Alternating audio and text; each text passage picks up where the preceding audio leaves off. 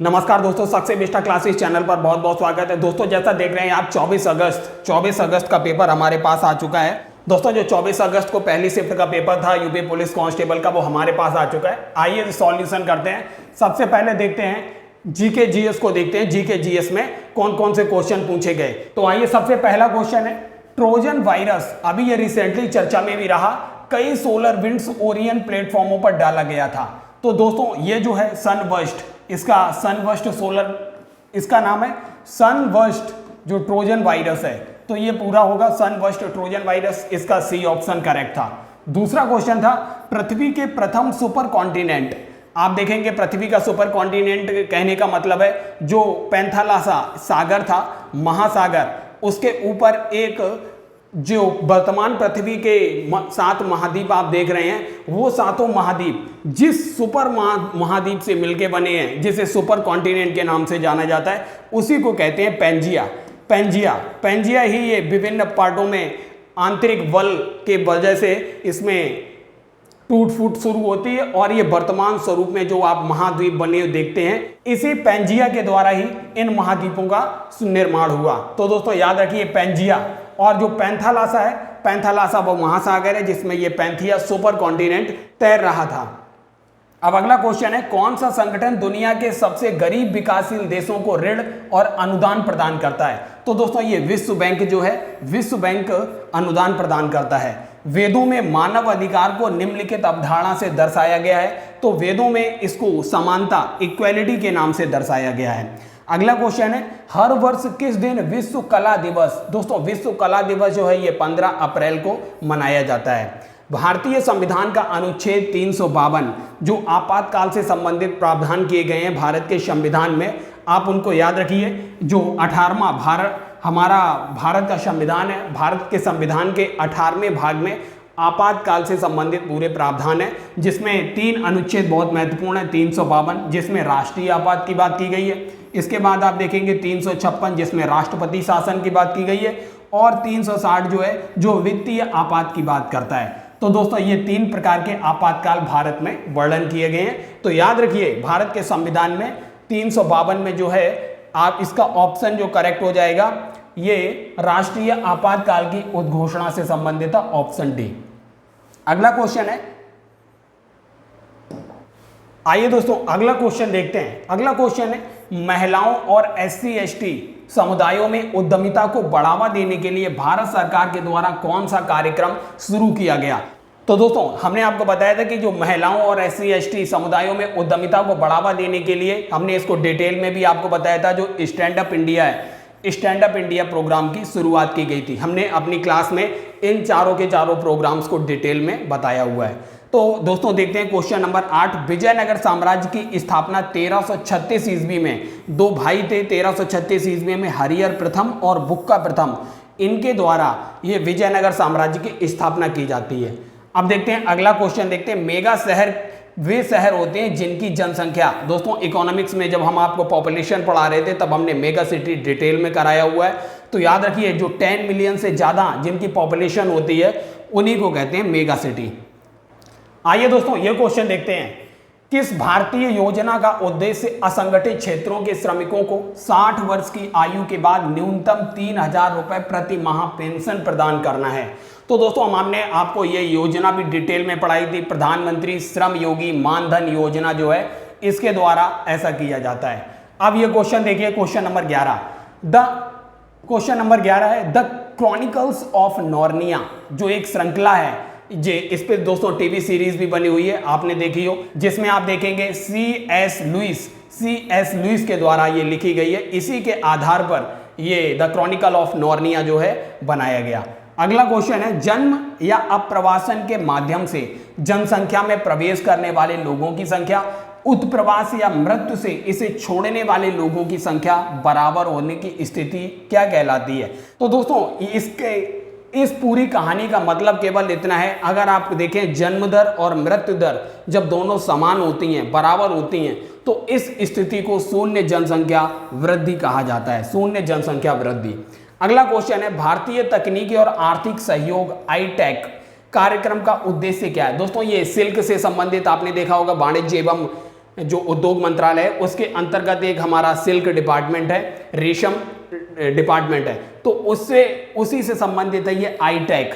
आईटेक जो दोस्तों है ये तकनीकी सहायता एवं प्रशिक्षण प्रदान करता है, इसका मुख्य उद्देश्य ऑप्शन डी।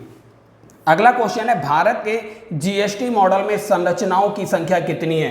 तो दोस्तों भारत के जीएसटी मॉडल में 5%, आप देखेंगे 5% के बाद 12%, 18% और 28%, वो टोटल 4 स्ट्रक्चर्स हैं। अगला क्वेश्चन है जो WTO है, वर्ल्ड ट्रेड ऑर्गेनाइजेशन, इसके महानिदेशक वर्तमान में कौन है? तो याद रखिए नौजी ओंकाजा-इवेला जो हैं ये वर्तमान में इस WTO के महानिदेशक हैं। अगला क्वेश्चन है प्रसिद्ध उपन्यास द गॉड फादर किसके द्वारा लिखा गया है? तो ये दोस्तों मारियो पुजो के द्वारा लिखा गया है, द गॉड फादर मारियो पुजो। अगला क्वेश्चन है पेन, जो पैन कार्ड आप यूज करते हैं उसका पूरा फुल फॉर्म क्या है? पूरा नाम है उसका परमानेंट अकाउंट नंबर, जो है ऑप्शन सी करेक्ट है। अगला क्वेश्चन है दोस्तों पृथ्वी की जलवायु प्रणाली के लिए ऊर्जा का प्राथमिक स्रोत क्या है? तो पृथ्वी की जलवायु के लिए ऊर्जा का प्राथमिक स्रोत आपको पता है दोस्तों सूर्य है। सूर्य के ही माध्यम से पृथ्वी सबसे ज्यादा अपनी जलवायु प्रणाली के लिए ऊर्जा ग्रहण करती है।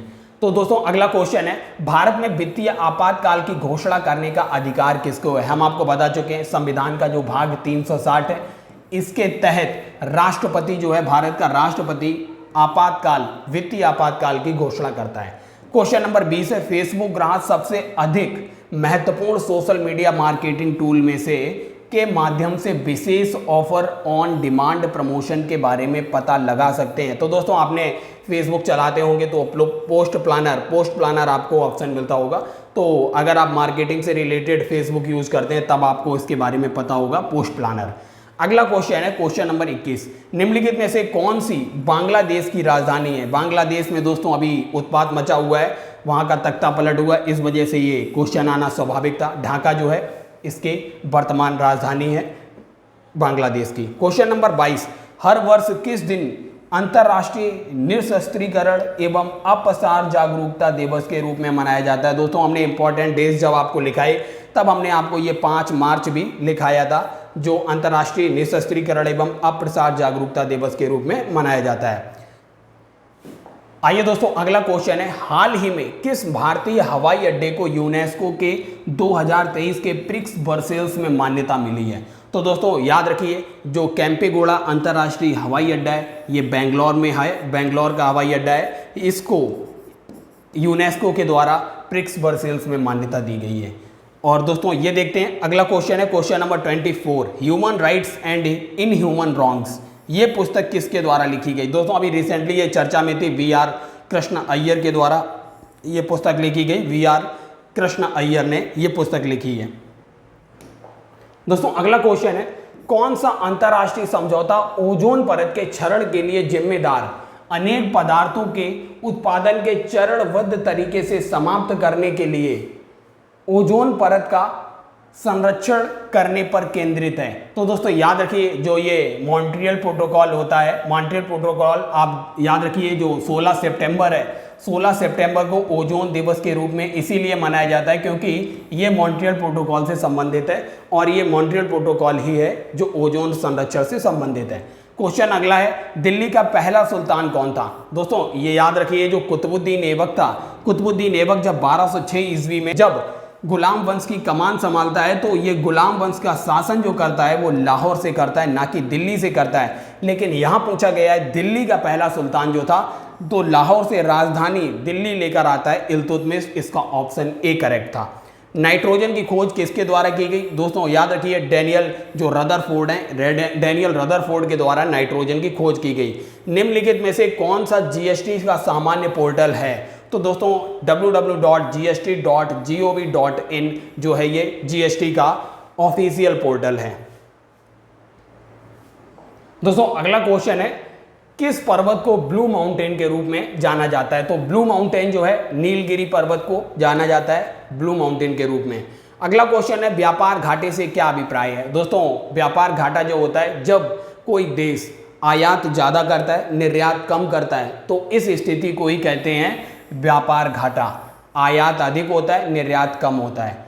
उत्तर प्रदेश अन्य राज्यों सहित में कुश्ती के पारंपरिक रूप का नाम बताइए जिसमें कुश्तीबाज विशेष रूप से तैयार मिट्टी के गड्ढे में अभ्यास करते हैं, जिसे अखाड़ा कहा जाता है। तो दोस्तों इसका डी ऑप्शन करेक्ट था, कुश्ती या पहलवानी के रूप में इसे जाना जाता है। आइए दोस्तों क्वेश्चन नंबर 33, पृथ्वी का एल्बिडो काफी हद तक किससे प्रभावित होता है? तो दोस्तों पृथ्वी का एल्बिडो क्या होता है? जब सूरज से सनलाइट जब हमारी अर्थ पर आती है तो हमारी अर्थ कितने मैक्सिमम जो पार्ट है सोलर एनर्जी का उसको रिफ्लेक्ट कर देती है। इस रिफ्लेक्टेड पार्ट को ही कहते हैं एल्बिडो। आप देखिए अगर वायुमंडल के अंदर बहुत ज्यादा धूल कण होंगे तो ये एल्बिडो प्रभावित हो जाएगा, लेकिन एल्बिडो सबसे ज्यादा बादल छा जाने से प्रभावित होता है, मेघाच्छादन से ज्यादा प्रभावित होता है। अगर वायुमंडल में ज्यादा से ज्यादा बादल हैं तो ये आपने देखा होगा जब बादल होते हैं, दिन के समय बादल होते हैं और हवा नहीं चल रही होती है तब काफी गर्मी होती है, तो वो इसी एल्बिडो की वजह से ही होती है, क्योंकि ऊपर से जो नीचे से जो रिफ्लेक्ट होकर सनलाइट गई वो बादलों ने अवशोषित कर ली, उसे वायुमंडल से बाहर नहीं निकलने दिया। तो ऑप्शन बी करेक्ट है, बादल छा जाने से मेघाच्छादन से सबसे ज्यादा एल्बिडो प्रभावित होता है। डीएनए की संरचना की खोज किसके द्वारा की गई? तो दोस्तों डीएनए की संरचना की खोज जो है रोजालिंड फ्रैंकलिन के द्वारा डीएनए की संरचना की खोज की गई। याद रखिए ये ऑप्शन नहीं है जेम्स वाटसन और क्रिक्स, ये ऑप्शन नहीं है, ऑप्शन ये है रोजालिंड फ्रैंकलिन जो है इनके द्वारा डीएनए की संरचना की खोज की गई थी। अगला है, किस बैंक ने भारत में विमुद्रीकरण का समर्थन किया था? दोस्तों भारत सरकार ने, ऑब्वियस ही बात है, रिजर्व बैंक ऑफ इंडिया जो है भारत का सेंट्रल बैंक, तो जो भारत का केंद्रीय बैंक है भारतीय रिजर्व बैंक, इसी के विचार विमर्श करने के बाद जब उर्जित पटेल आप देखेंगे उस समय गवर्नर थे, 2016 के समय ये विमुद्रीकरण हुआ था, तो ये भारतीय रिजर्व बैंक ने इसका समर्थन किया था। निम्नलिखित में से किस साइबर अपराध में संवेदनशील जानकारी का खुलासा करने के लिए व्यक्तियों को धोखा देना शामिल है? तो दोस्तों ये फिशिंग कई बार पूछा गया, ये लास्ट यूपी पुलिस में भी पूछा जा चुका है, फिशिंग ये ऑप्शन करेक्ट है। आइए दोस्तों ये क्वेश्चन, अगला क्वेश्चन है, निम्नलिखित साहित्य में नोबेल पुरस्कार प्राप्त करने वाले पहले भारतीय कौन थे? दोस्तों यहाँ पे साहित्य है, साहित्य में पहले भारतीय जो थे सर रविंद्रनाथ टैगोर थे। इनको गीतांजलि के लिए आप देखेंगे वर्ष 1913 में नोबेल अवार्ड दिया गया था, और भारत के सबसे पहले नोबेल अवार्ड पाने वाले व्यक्ति भी रविंद्रनाथ टैगोर हैं। अगला क्वेश्चन है, जर्मनी की राजधानी कौन सी है? दोस्तों ऊपर बांग्लादेश की राजधानी पूछी गई, इस बार जर्मनी की यहाँ भी पूछी गई है, तो बर्लिन जो है जर्मनी की राजधानी है।